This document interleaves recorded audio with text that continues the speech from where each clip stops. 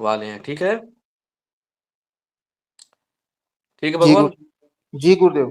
तो आज हमारा मुख्य टॉपिक है संतान रेखा। तो हम ऐसे आपको छोटी छोटी बारीकियां बताएंगे, छोटी छोटी चीजें जो है समझाएंगे कि कैसे आप संतान का निर्णय करें, कैसे सीधे सटीक जो आपका बैठ जाए, वो चीजें मैं आपको आज बताने वाला हूँ अपने अनुभव के अनुसार। ठीक है, एक व्यक्ति थोड़ा सा हमारी बातों को उधर देते चले। ठीक है, जी जी गुरुजी। आज जी चलिए लिख लीजिए संतान रेखा, ऐसे करके डैश करके लिख लीजिए संतान रेखा।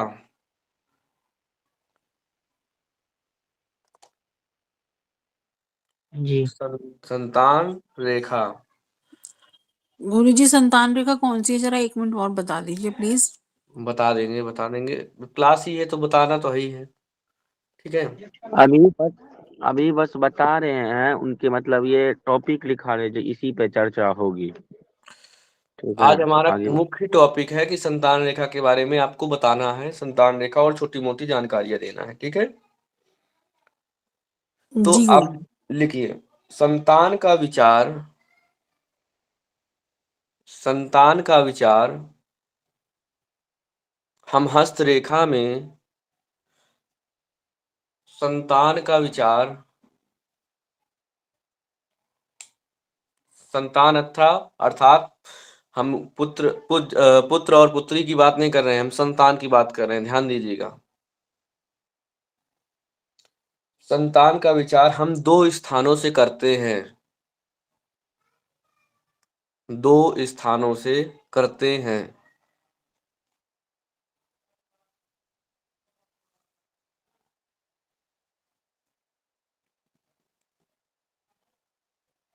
संतान का विचार हम दो स्थानों से करते हैं।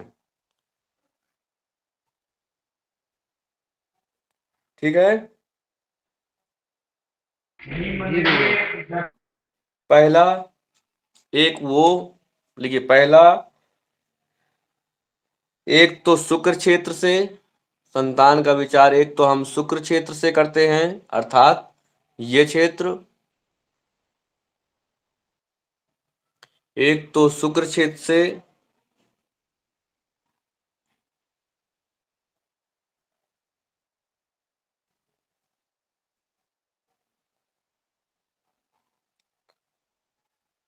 और दूसरा विवाह रेखा से, और दूसरा विवाह रेखा से। समझ गए? संतान रेखा का जब भी हम विचार करना होगा तो हम संतान का दो ही स्थान हम अपने को हस्तरेखा में देखते हैं। पहला तो हमें देखना चाहिए शुक्र क्षेत्र, यानी कि करपृष्ठ की ओर। करपृष्ठ अर्थात आपको पहले ही बताया कि हाथ के पिछले भाग की ओर, या तो फिर जो है ये ऊपर दिख रहा है विवाह रेखा से। पहचान गए आप जो संतान रेखा कह रहे थे महोदया? जी जी जी जी। जी ये अंगूठे के पास, ये छोटी वाली उंगली के पास वाली ना रेखा जो। हाँ, कनिष्ठिका। जी जी, कनिष्ठ का। ठीक है ना, कनिष्ठिका लिख लीजिएगा, आराम से लिखिए, बताइए। इसको समझने वाली बात है, इसको आपको समझना है विशेष तरह। आराम से लिखिए और समझिए विशेष। संतान रेखा का विचार हम दो स्थानों से करते हैं, एक हम जीवन रेखा से घिरा हुआ शुक्र क्षेत्र से, दूसरा हम कनिष्ठिका उंगली के नीचे बुध क्षेत्र में विवाह रेखा से करते हैं। समझ गए ना?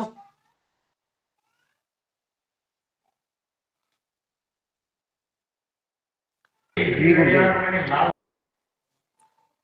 आगे चले। जी गुरुजी। हाँ, लिखते जाइए, बताइएगा, आराम से लिखिए, कोई दिक्कत नहीं है। लिखिए, आप समझिए, जीवन रेखा को हमने पहले भी बताया था, जीवन रेखा को हम कुल रेखा बोलते हैं, गोत्र रेखा बोलते हैं। ना लिखे हो तो लिख लीजिए, जीवन रेखा को कुल या गोत्र रेखा कहते हैं।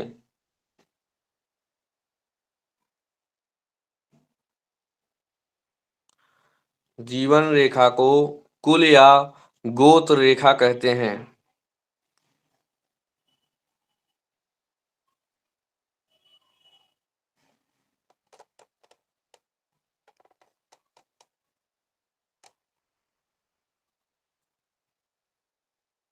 जी गुरुदेव।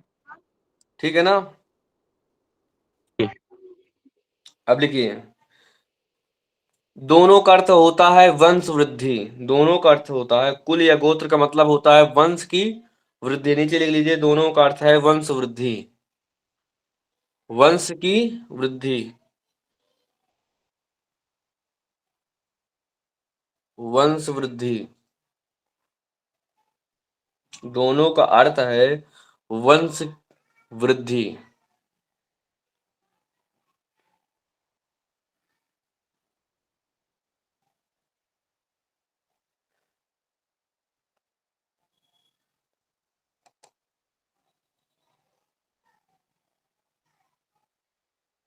ठीक है, दोनों का अर्थ है वंश वृद्धि, यानी आपके जी वंश को बढ़ाना। ठीक है ना? जी जी जी। आगे चलें, लिखिए, जीवन रेखा, जीवन रेखा यानी कि ये रेखा जो जा रही है, जीवन रेखा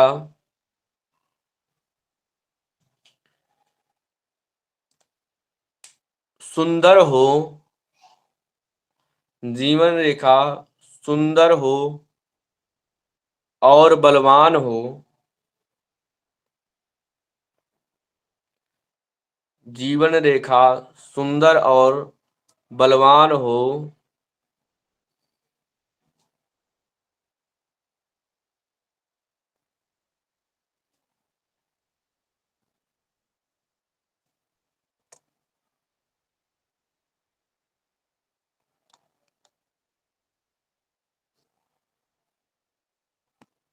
लिखिएगा, बताइएगा। जी गुरुदेव, आगे चले।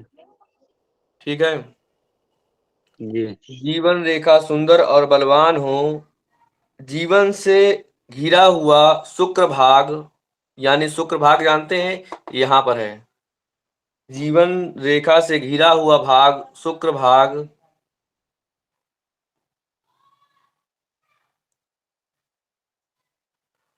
जीवन रेखा से घिरा हुआ भाग यानी कि शुक्र भाग गुण युक्त,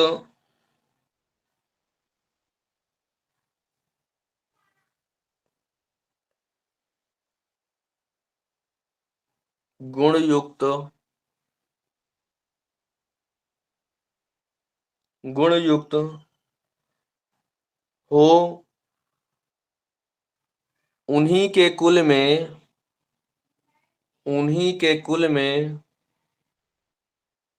महान पुत्र का जन्म होता है।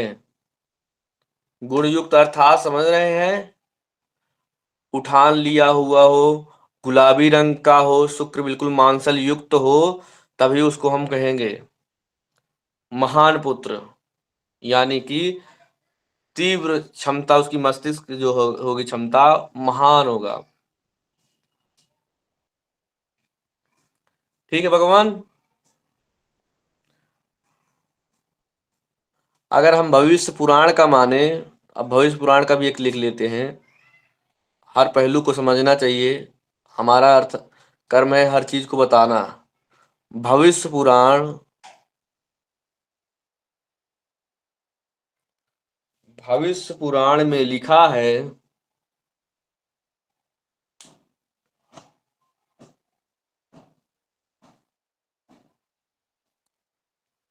लिखिए, भविष्य पुराण में लिखा है, जी गुरुदेव, आगे। अंगुष्ठ मूल रेखा, लिखिए अंगुष्ठ मूल रेखा,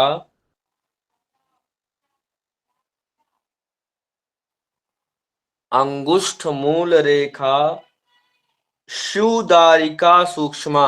मैं लिख के दिखा दे रहा हूं, आप समझिए, नहीं फिर गलत मत लिख लीजिएगा, क्योंकि थोड़ा सा गलत लिख लेंगे तो फिर देखिए, अंगुष्ठ मूल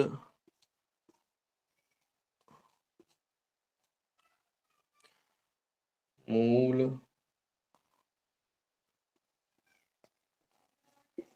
मूल रेखा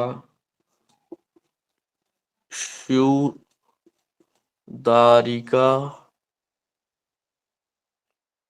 सूक्ष्म। गुरुदेव पूरा मतलब नीचे जो आप लिखे हैं ना वो नहीं दिख रहा है। अच्छा, यहाँ दिख रहा है यहाँ तक? हाँ अब दिख रहा है।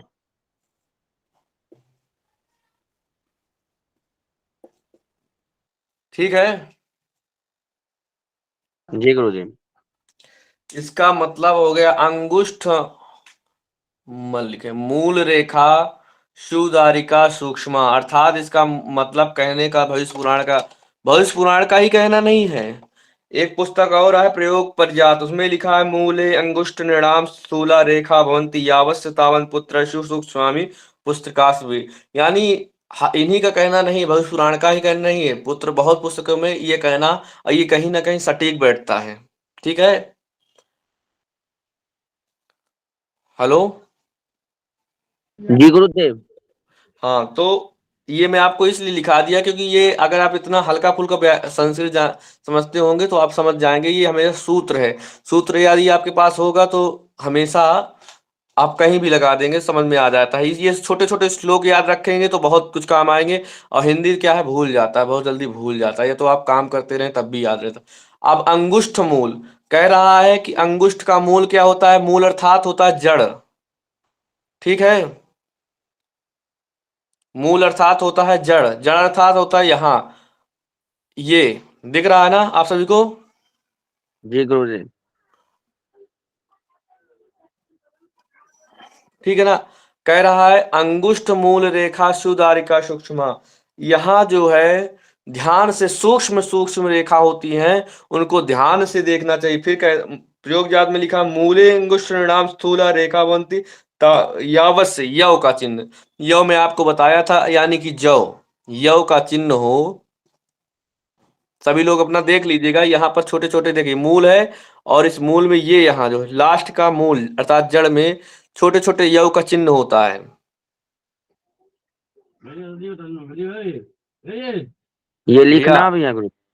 हाँ ये लिखना भी है मतलब मूल भाग में जौ का चिन्ह हाँ हाँ, बिल्कुल बिल्कुल लिखना है।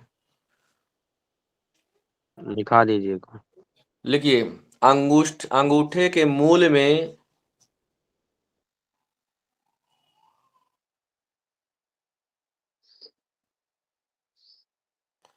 अंगूठे के मूल में यव का चिन्ह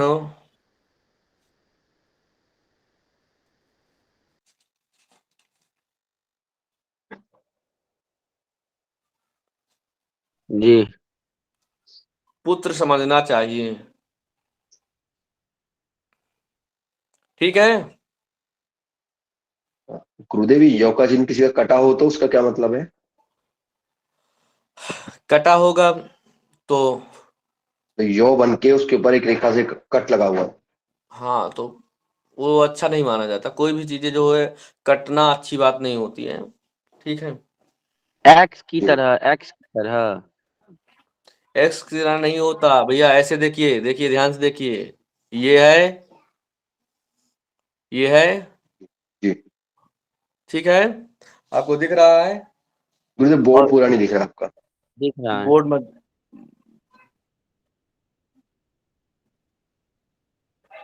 लिखा हुआ है।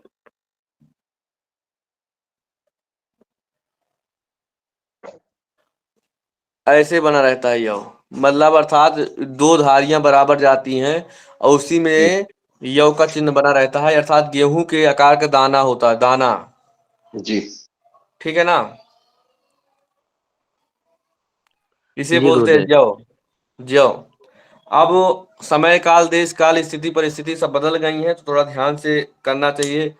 तब अच्छे से रहती थी, तब उनको बताया जाता था 4 पुत्र 5 पुत्र के योग होते थे। अब तो रोक देते हैं, कौन दो दो ही पुत्र को पालने बहुत बड़ी बात है। ये सब चीजें समझना चाहिए, तो स्थिति समझ करके समझिए। ठीक है ना। जी गुरुदेव। अब हम ये कंफर्म कैसे करें कि पुत्र या पुत्री, उसको बता देते हैं, पहले बता दें। पहली संतान, पहले ये लिखिए, दूसरा लिखिए, अंगूठ शुक्र क्षेत्र में लिखिए तीसरा, लिखिए शुक्र क्षेत्र में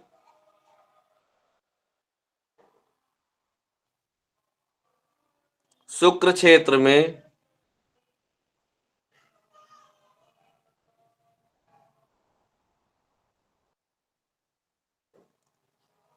जो स्थूल रेखा जो स्थूल रेखा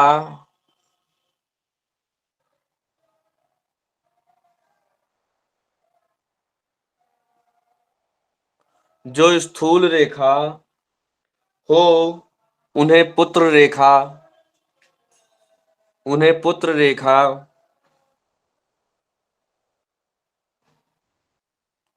जो स्थूल रेखा हो यानी मोटी, खूब भब्बर दिखे, उन्हें पुत्र रेखा, और जो सूक्ष्म हो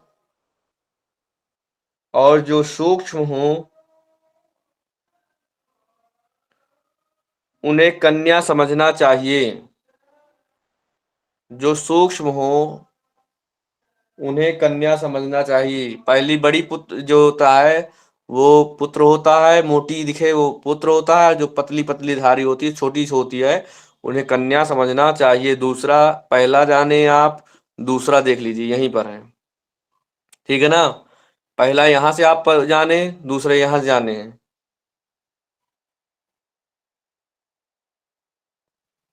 ठीक है। जैसे ये तो किसी कन्या की का सिर्फ रेखाएं होंगी ना, जी कन्याओं के लिए केवल रेखा होंगी। हाँ हाँ, कन्या को रेखा होगी। आगे लिखिए, लिखिए आगे। बृहत रेखा, वृहत रेखा, वृहत बड़ी रेखा पुत्र, स्वल्प रेखा कन्या।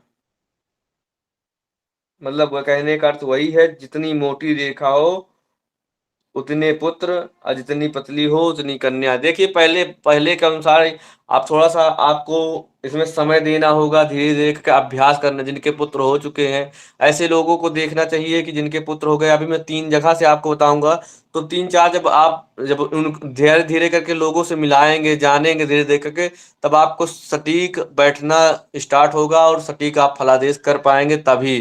और यदि आप सीधे जाएं, आज देखे कल भूल गए, किसी का हाथ भी नहीं देखे और सीधे फलादेश कर, तो फिर वो आंधर के वो क्या बोलते हैं, अंधे के आंखें कनवों राजा होता है, तो वो फिर जबरदस्ती वाली बात होती रहती है, ठीक है ना भगवान।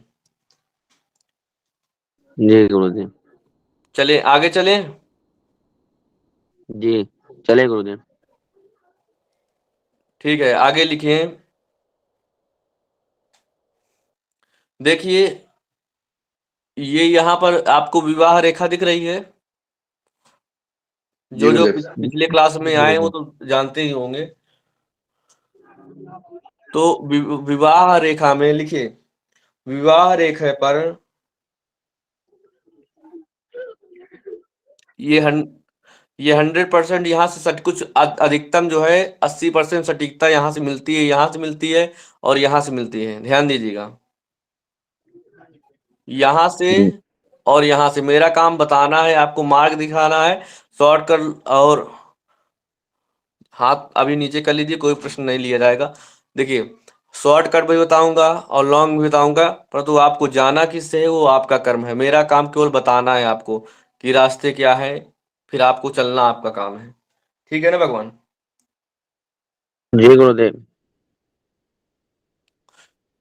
दूसरा लिखिए, वो क्या इसमें लिखिए, विवाह रेखा पर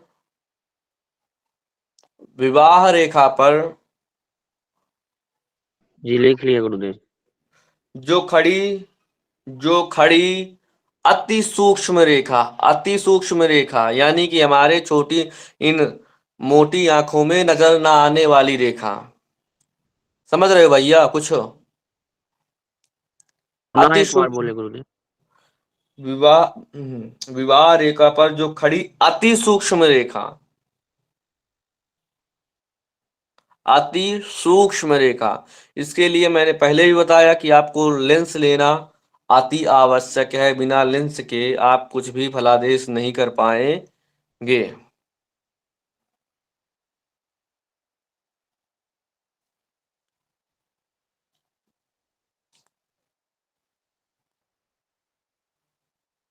ठीक है ना, आगे चलें। जी जी गुरुदेव। गुरुदेव। विवाह रेखा पर अति सूक्ष्म रेखा हो, उसी से हम संतान का विशेष विचार करते हैं। तो उसी से हम संतान का विशेष विचार करते हैं।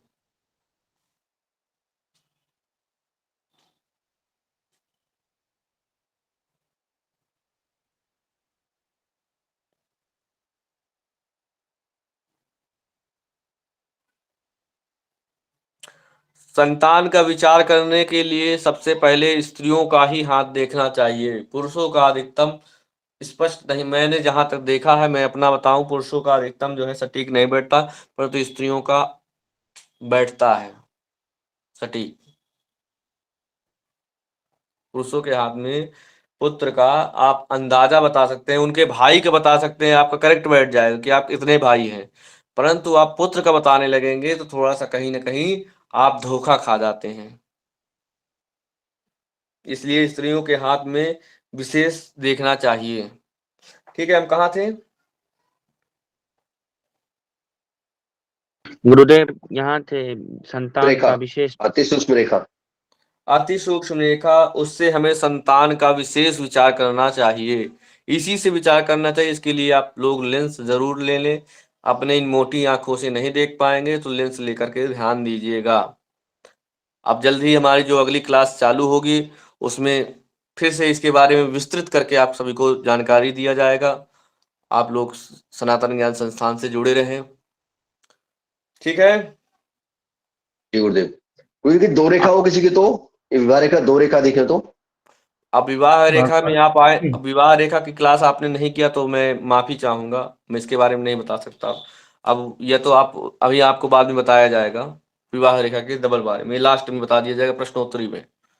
जी ठीक गुरुदेव। है, आगे चलें। जी गुरुदेव। जी चलिए, मैं आपको 5 बातें लिखा देता हूं ध्यान देने वाली। लिखिए, पहला चीज शुक्र क्षेत्र, 5 बातें लिखें। शुक्र क्षेत्र उन्नत, शुक्र क्षेत्र उन्नत तथा विशाल होने से, शुक्र क्षेत्र उन्नत, ध्यान से देखने वाली बातें हैं भगवान। थोड़ा सा सीरियस होकर के जब भी आप देखिएगा अपने भगवान को ध्यान करके ही देखिएगा। शुक्र क्षेत्र उन्नत और विशाल होने से संतान की अधिकता अधिक होती है, संतान अच्छी होती है, सुयोग्य होती है, निसंतान नहीं होता। और निसंतान का मैंने तीसरे दिन बताया था, निसंतान योग तीसरे दिन कक्षा में बताया था। ठीक है, जी एक बार रिपीट कर देंगे निसंतान वाला भी। नहीं निसंतान वाला चलिए भी एक दो ठो बता देंगे। ठीक है, आगे लिखिए। दूसरा, चौड़ी रेखा, चौड़ी रेखा मतलब इनकी बात कर रहे हैं, रेखा भी देखिए। चौड़ी रेखा, 5 दूसरी बात लिख रहे हैं, चौड़ी रेखाओं से पुत्र और पतली रेखा से, पतली सूक्ष्म रेखा से कन्या। चौड़ी रेखाओं से पुत्र और पतली रेखा से, पतली और सूक्ष्म रेखा से कन्या का विचार करना चाहिए।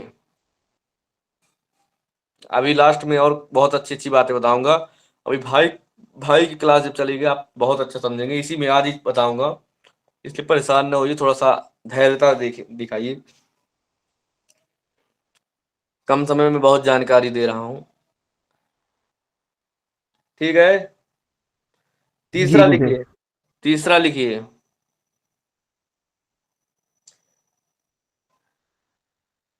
यदि यदि विवाह रेखा सुंदर हो, विवाह रेखा सुंदर, कोई भी संतान की जो विवाह रेखा में जो रेखा रहे सुंदर हो, सबल हो, सबल दिखे यानी मजबूत दिखे, तो बच्चे दीर्घजीवी, तो बच्चे दीर्घजीवी और कमजोर लहरदार। कमजोर अर्थात ये जैसे रेखा जा रही है, भगवान दिख रहा है, ये रेखा जा रही है और ऐसे ऐसे ऐसे बन जाए, लहरदार हो जाए। जैसे नदियों में लहर नहीं होती ना भगवान, क्या होता है, ऐसे ऐसे ऐसे ऐसे ऐसे चली जाती हैं। तो ऐसे जी अगर हो जाती है, लहरदार हो, तो अल्पायु समझना चाहिए।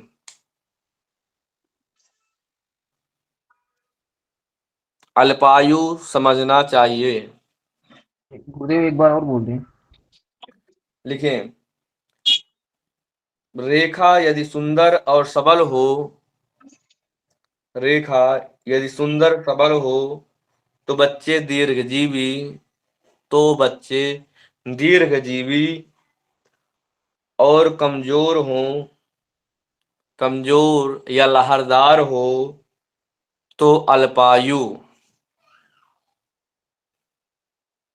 तो अल्पायु।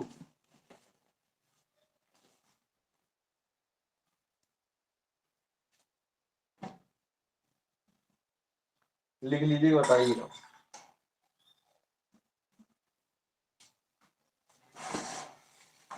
जी गुरुदेव। ठीक है ना। जी चौथी बात लिखिए। लहर गुरुदेव लहरदार रेखा होगी तो अल्पायु होगा ना। हाँ, अल्पायु। जी मैं फिर से बताता हूँ, फिर से दोहराता हूँ कि इसका सबका विचार आपको लेंस से ही करना है, अपने इन आंखों से नहीं करना है। फिर से मैं दोहराता हूँ, विवाह रेखा में जो रेखा देख रहे हैं वो कैसी है, तिरछी है, ये सीधे जा रही है, मोटी, लेंस से दिखेगा। अति सूक्ष्म रेखा होती है ये, वो ऐसे नहीं होती है, अति सूक्ष्म रेखा होती है, मोटी है, पतली है, कैसी रेखा है। ठीक है ना। जी विवाह रेखा में आप आए थे राजेश जी, आप थे ना। जी जी जी हाँ, तो आपको यह ध्यान देना है, ध्यान से देखना है कि वो रेखा है कैसी आती। ठीक है ना भगवान। गुरुदेव। लिखिए, चौथा पॉइंट लिखिए,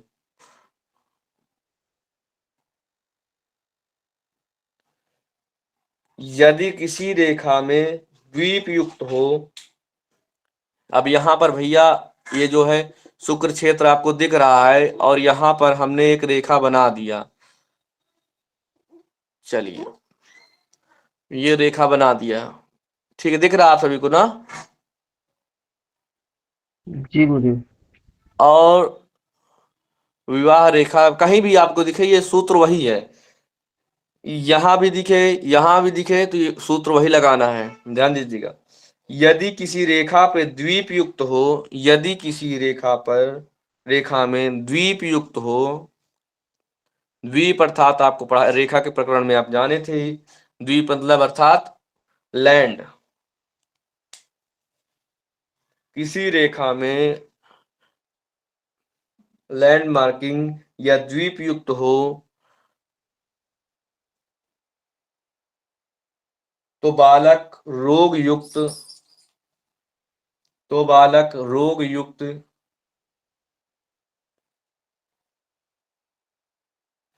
हो सकता है, बालक अल्पायु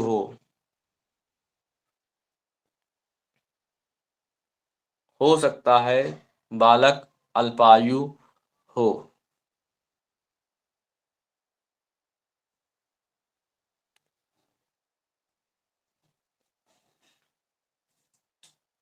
ठीक है। ये किसी रेखा में माने किस तरफ? मतलब कि किसी भी रेखा में सूत्र, ये आप जान लीजिए, मैं सूत्र आप समझ लीजिए, कहीं भी किसी भी इस रेखा में बनता है, द्वीप यदि बनता है, उसको पॉजिटिव वे में कभी नहीं लेना, आपको सीधे बोल देना है कि द्वीप होना, यदि मस्तिष्क रेखा में हो गए तो मानसिक प्रॉब्लम, जीवन रेखा में हो गए तो उसको स्वास्थ्य में प्रॉब्लम, और अगर उसके हृदय रेखा में हो गए तो ये आप समझिए उसको कफ और उसको हृदय संबंधित बीमारियां निश्चित रूप से होंगी, इसमें कोई संशय मत न समझिए। इसमें अगर हृदय रेखा में आपको छोटे छोटे द्वीप दिखते हैं तो आप यह बोल सकते हैं, आप यह कह सकते हैं कि आपको हृदय संबंधित या सांस में प्रॉब्लम होगी, ये बाद में हो सकती है। जिधर भी हो आपको ये चीजें स्पष्ट करना है, होगी ये निश्चित है। द्वीप का आप सीधे समझ लीजिए। चाहे वो जीवन रेखा में हो, चाहे पुत्र रेखा में, चाहे विवाह रेखा में, चाहे मणिबंध रेखा में हो, चाहे मांगलिक रेखा, कहीं भी आपको दिखता है तो आपको यह कहना है कि यह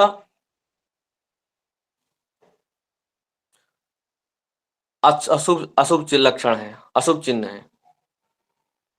वहीं पर यदि आपको यहीं पर ऐसे जीवन रेखा जा रही है और वहीं पर यदि चौकोर बन जाए तो ये कह सकते हैं कि भैया संघर्ष आएगा, आपके जीवन में खतरा आएगा, पर तो खतरा आ करके वो चला जाएगा, मतलब बचाव हो जाएगा।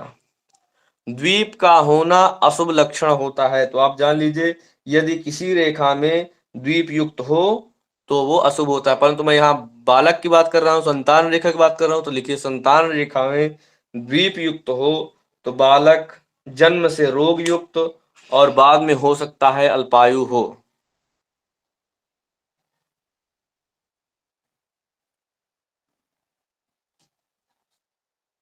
हो गया गुरुदेव। हो गया ना? जी। 5वां लिखिए। ये सब जो बातें मैंने बतलाई, लिखिए ये सभी बातें स्त्रियों के हाथ में, ये सभी बातें स्त्रियों के हाथ में संतान रेखा से स्पष्ट होती हैं, पुष्टि होती हैं। स्त्रियों के हाथ में संतान रेखा से स्पष्ट होती हैं।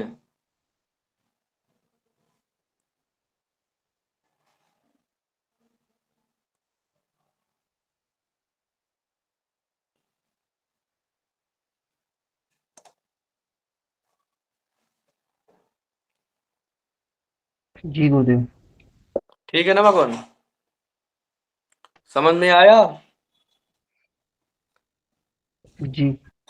चलिए अब आगे हम आपको पढ़ाते हैं, कुछ कल तक की है, कल भी कुछ बताना। चलिए आगे चलिए, लिखिए भ्रात रेखा। आगे लिखिए भ्रात रेखा, भाई की रेखा। कैसे जाने कि आप कितने भाई हैं, कितने बहन हैं, ठीक है ना?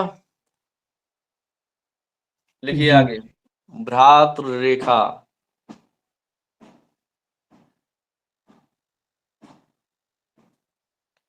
भ्रात रेखा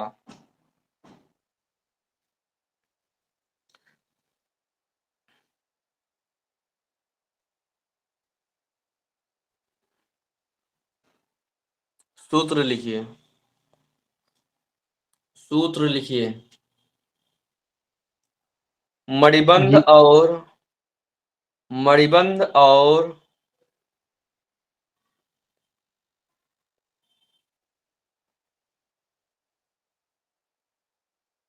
मणिबंध और आयु फिर कोष्टक में बना लीजिए हृदय रेखा बीच में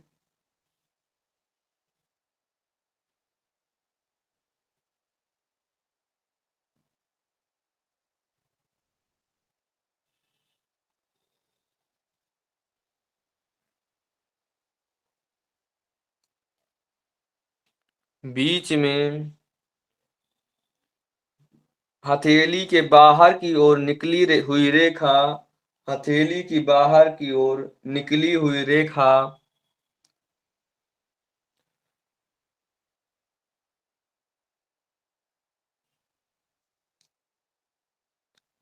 जितनी रेखा जितनी रेखा उतने भाई, जितनी रेखा उतने भाई और बहन समझना चाहिए, उतने भाई और बहन समझना चाहिए।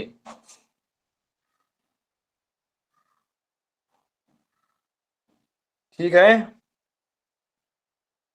उतने भाई और बहन समझना चाहिए। लिखिए, देखिए स्कंद पुराण में यह बात लिखी है,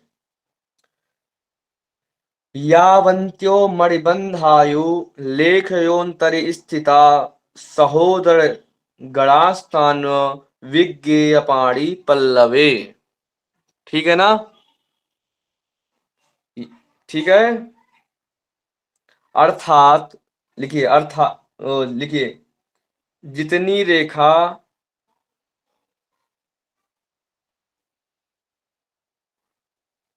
हो उतने भाई बहन होते हैं। इसमें भी वही सूत्र लगेगा, स्थूल रेखा भाई, सूक्ष्म रेखा बहन। फिर बताता हूं भाई बहन का रेखा कहाँ होती है। स्थूल रेखा से भाई, सूक्ष्म रेखा से बहन समझना चाहिए। बोर्ड नहीं दिखाई दे रहा आपका। बोर्ड नहीं दिख रहा है? दिख रहा है। दिख रहा है गुरुदेव। तिवारी जी आप चेक कर लीजिए, ठीक है।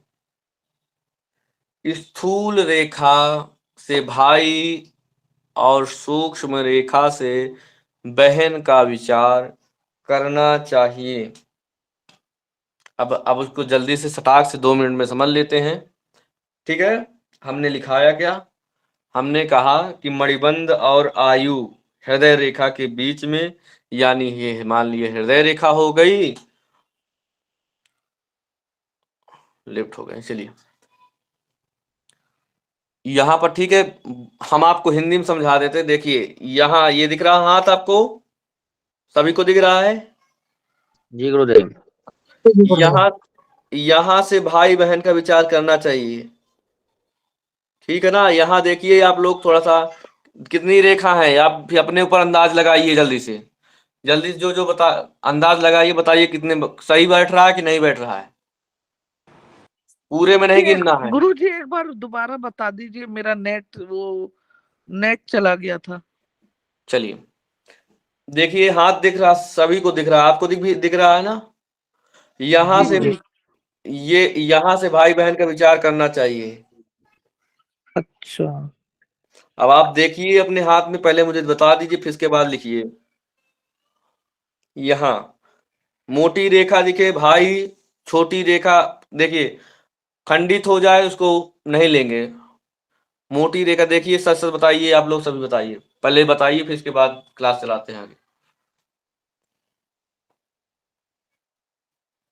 जी गुरुदेव।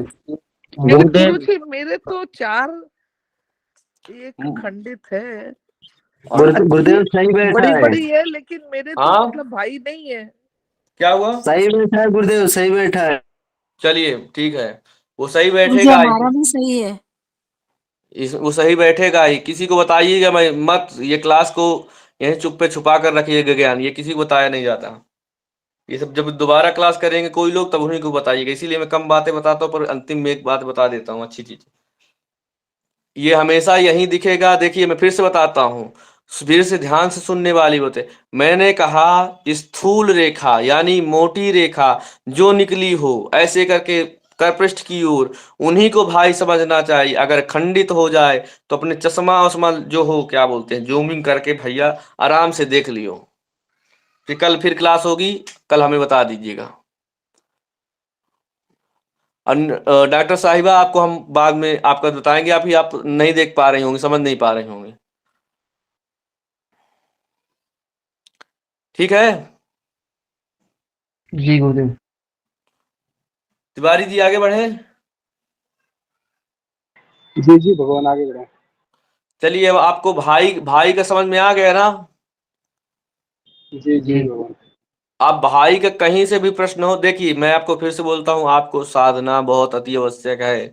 यदि आप ध्यान नहीं करते, मेडिटेशन नहीं करते, संध्या नहीं करते, तो फिर इसका दुष्कर परिणाम आपको देखने खुद मिलेगा। क्योंकि ये सब चीजें कीलित विद्या है। तो मैं आपको फिर से सजेस्ट करता हूँ, भगवान का नाम लीजिए, ध्यान करिए। यदि आप इसी लाइन में रहना चाहते तो, नहीं छोटा मोटा काम करना चाहते देख दाख के कि चलो हाँ छोटा मोटी बात बता दे रहे हैं, तो कोई बात नहीं, आप फिर भी भगवान का ध्यान जरूर करिए, स्मरण जरूर करिए, ठीक है ना। चलिए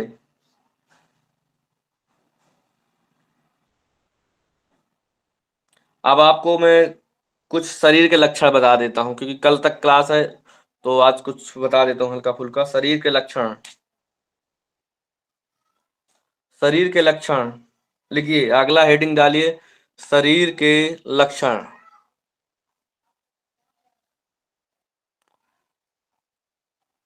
शरीर के लक्षण।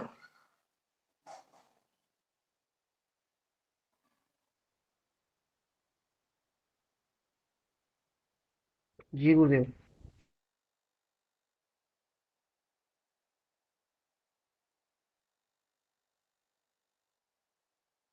लिख लिए ना भगवान? जी। अब मैं कैमरा बंद कर दिया हूँ। अब आपको समझाता हूँ, क्योंकि आपको समझना, अब समझने की आवश्यकता है। ठीक है, ठीक है। लिखिए, मनुष्य के चेहरे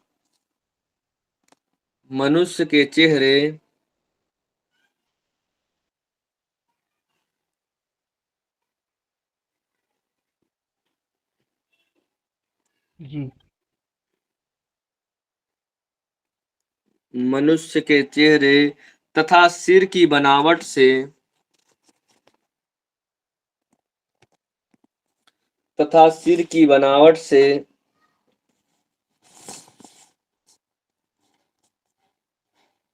तथा सिर की बनावट से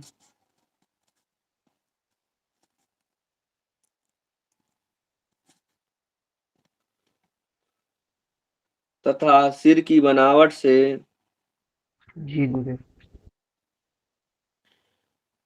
कुछ उसके चरित्र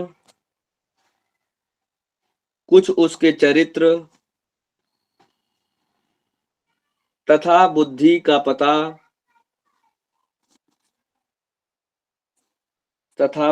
का पता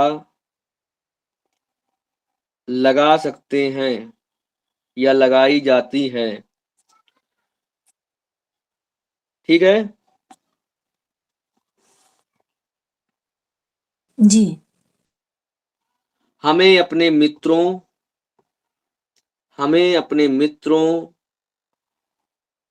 और संबंधियों के सिर की बनावट तथा ललाट हमें अपने मित्रों और संबंधियों के सिर की बनावट, बहुत सोचने वाली बात है भगवान, ध्यान दीजिएगा। अपने मित्रों और संबंधियों के सिर की बनावट तथा ललाट,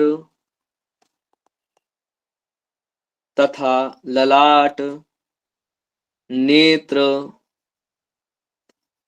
भौहें, कान, नाक, हमें अपने संबंधियों के सिर की बनावट, ललाट, नेत्र, भौं, कान, नाक, मुंह, ठोड़ी आदि को ध्यान से देखना चाहिए। ये भगवान एक दिन का नहीं है। जब आप ध्यान से इसका मनन करेंगे, उसको समझेंगे कि कर क्या रहा है, इसकी मनन शक्ति क्या है, तो उसके विचार, लिखिए आगे लिखिए, उसके विचार करने से यानी मन में चिंतन करना है। और आपको उनके विचार करने से आपको उनके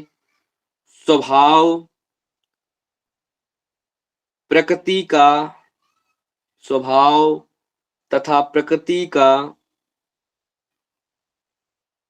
कितना ठीक अंदाजा लगा रहे हैं, एक को ध्यान से देखना चाहिए और फिर उसके बाद आपको अंदाजा लगाना है। चलिए मैं आपको कुछ दिखाता हूं।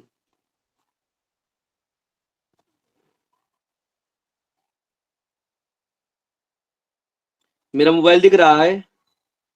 जी जी गुरुदेव, दिख रहा है। जी गुरुदेव। दिख रहा ना? दिख रहा है आपको ये फोटो? जी जी गुरुदेव, दिख रहा है। ये क्या बना है? गुरुदेव बैल बना है और आदमी। हाँ, इसका आदमी का चेहरा आपको क्या लग रहा है? खतरनाक वाला दिख रहा है गुरुदेव। खतरनाक दिख रहा है ना? हे प्रभु। चलिए कोई बात नहीं, दिख रहा है ना? रांचू जी सींग मार देगा ये आदमी। चलिए कोई बात नहीं, आपको मैं पढ़ा रहा हूँ, आपको समझा सिंह क्या दिख रहा है आपको? जी गुरुदेव। इससे आप कुछ लगा रहे हैं? देखिए ध्यान से देखने वाली बात है, समझिए। हमें पशु पक्षियों से ही अपने आप को मैं आप समझाने वाला हूँ, ये मत समझिएगा। बहुत पढ़ने वाली बात है। दिख रहा है आपको ना? जी गुरुदेव। ये आपको क्या दिख रहा है? एक कौवे जैसा। कौवे जैसा है? आदमी है? तो आप जी। ये कौवे का स्वभाव क्या है बताइए आप थोड़ा सा। अरे बाप रे, काव बहुत काव करना। काव काव काव चोंच बहुत मतलब। बतूनी होता है ना? जी ज्यादा बात करने वाला होता है। हाँ, तो आपको ये क्या लगता है?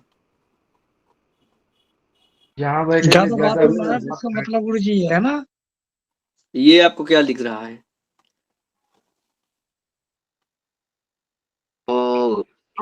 जैसा दिखलाई दे रहा है। बकरी बकरी भेड़ा बकरी। भेड़ा। भेड़ा भेड़? भेड़ नहीं क्या? नहीं, भेड़ बकरी भेड़। भेड़ भेड़ है भेड़ है। भेड़ है? बकरा।